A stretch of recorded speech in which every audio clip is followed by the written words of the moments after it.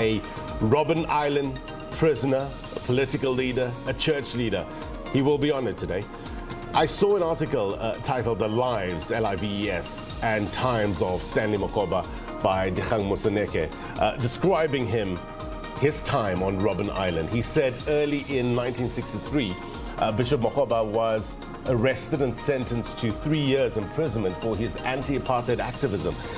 He said, and get this, I saw him soak up inhumane treatment at Robben Island. He wore sandals without socks in the cold and wet Cape winter. He slept on a felt mat on the freezing cement floor. No beds were provided. He had to take cold showers in the winter. The food portions were little and just about enough to keep the body and soul together. As though all this was not enough, Stanley Mogoba was subjected to corporal punishment.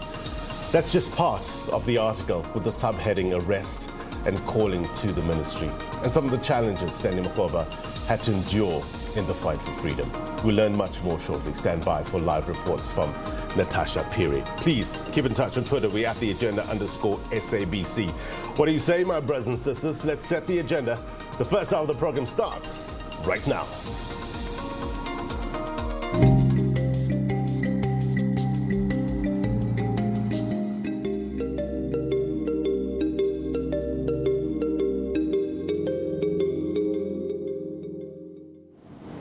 Let's get to Natasha, Phiri. The annual Dr. Stanley Mogoba lecture will be delivered this morning by Dr Mvume Dandala at the Glen Methodist Church in Pretoria. It's where we find my colleague Natasha, Phiri. Natasha, a very good morning to you. Significance of such a lecture. A very good morning to you, Glenn, and of course to our agenda viewers. It's quite a significant, occasion, and especially because, Dr. Stanley Mogoba is actually still alive. As you would know, Blaine, he's actually 88 years old this year. And I mean, I've been listening to your intro. He played a significant role in the liberation of our country. Not only was he a churchman, a man of God, but he was also a leader of, the PAC, of which we see today, Blaine. I mean, you mentioned his years at Robben Island, the inhumane treatment that he received, and I also read that article that you were talking about by the Justice Dikgang Moseneke, and of course he affectionately calls Dr. Mogoba as Uncle Stan, and he actually relates the relationship that they actually have, and Moseneke basically saying in that article that he is the man he is today because of Dr. Mogoba. As you know, that he was a teacher, he wanted to be a lawyer, but because of the brutal apartheid system, he could not be. And of course, that was why Justice Moseneke had actually aspired to be, a lawyer and actually ventured into that profession. But I'm actually joined by Reverend Sidwell Mokgothu, who actually talk to us more about this event, what we can expect, and, just the legacy and the life of, Dr. Mogoba. Thank you so much for joining us on SABC News. Reverend Mokgothu, why is it so important to actually celebrate people like Dr. Mogoba while he's still alive? Dr. Mogoba is, as I've said to people, is an institution. We are not here to celebrate just an individual. As you said in your intro, he's an intersection of the political, of the religious leadership of our church. It is important to celebrate these kind of heroes at this time when there is so much depth, so much deficit of leadership that is ethical, that is moral, that is inspiring, that is hope-giving. And while we still have people like Dr. Mogoba, who have impeccable credentials, unblemished legacy, it is important, because if we do not do this, we have nothing to hand over to as a heritage to younger people, because they are only exposed to leaders who are unworthy these days, who are unethical, who are corrupt, who indeed, as some people have said, have pulled down our country. And Mogoba, for that matter, is not just a South African leader. In the Methodist Church, we call ourselves a connectional. It's a southern African Church, which includes other 5 countries. Mogoba, as you know, is an Africanist. His perspective and outlook is continental, not just continental, but Africans also in the diaspora. And so it is important for us to bequeath to younger generations so that we can harvest the knowledge, the wisdom, the values that people like Mogoba carry at this time. Reverend Mokgothu, you speak about death, and I mean, we are having this annual lecture at a time where the last apartheid president, F.W. de Klerk, has actually passed on, and I mean, the country is divided on the issue, you know, some saying that yes, he apologized, you know, for the atrocities of the past, but he hasn't really said much about, you know, the Buibatong massacre. I mean, what are your sentiments as the church? I mean, seeing that the church actually preaches forgiveness. Indeed, it is quite a difficult and complex thing, and that is why it is important when we talk of Mogoba that we say he doesn't have a checkered history. He does not have contradictions that we can talk about. The story of former President F.W. de Klerk is something that we will continue to grapple with as a nation. And I think it's also a lesson for leaders. Any leaders who are dividing our country, any leaders when you are gone, because you can have power when you are in office and you've got access to leverages of power. But when you are gone and you are not there to talk for yourself, it is left to generations who are left behind to analyze, to reflect, to make a judgment call on who you are. And of course, as a pastor, one is responsible to pass messages of condolences, because also not just as a pastor, but as an African, human beings do carry an element of dignity.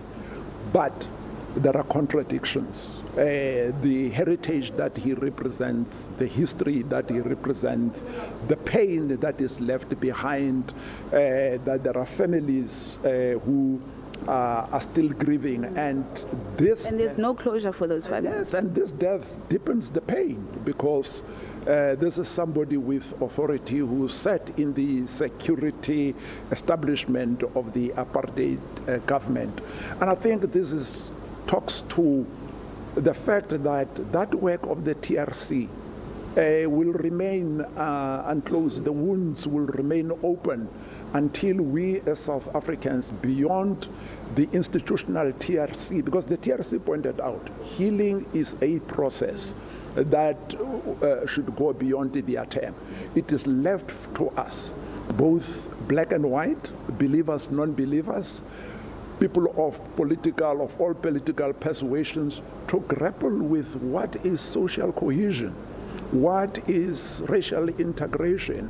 And we have a responsibility to not sweep things under the carpet and wrestle with them if we want healing and transformation. And that is what people like Mogoba stood for. Remember, he was one of the people in the beginning when it was unpopular to call for negotiations. He's one of the people who was a trailblazer of peace in our country. It is sad, but it is a sad reality. Reverend Mokgothu, what do you make of the PAC leaders' sentiments? I mean, my colleague Bulelani Phillips was speaking to him on Thursday, I think, and, you know, he posed the question, you know, asking about, you know, de Klerk's passing, and Ubab Nyonso had said that he doesn't care about, you know, de Klerk's passing. He cares about, you know, the victims of the Buibatong massacre and the Klerk 4, seeing that Dr Mogoba was actually a PAC leader from 1997. Look, as I say, Mogoba is an integration. Mr. Nyonso represents a piece of what that organization stands for. I, knowing that Mogoba as a leader, and I can't speak on his behalf, I know that he would be able to also allow his pastoral outlook to prevail at a time like this. And so I can't make a judgment on political leaders. They carry certain mandates, certain philosophical and ideological outlooks. They are also aware of, as I say, the pain that is here.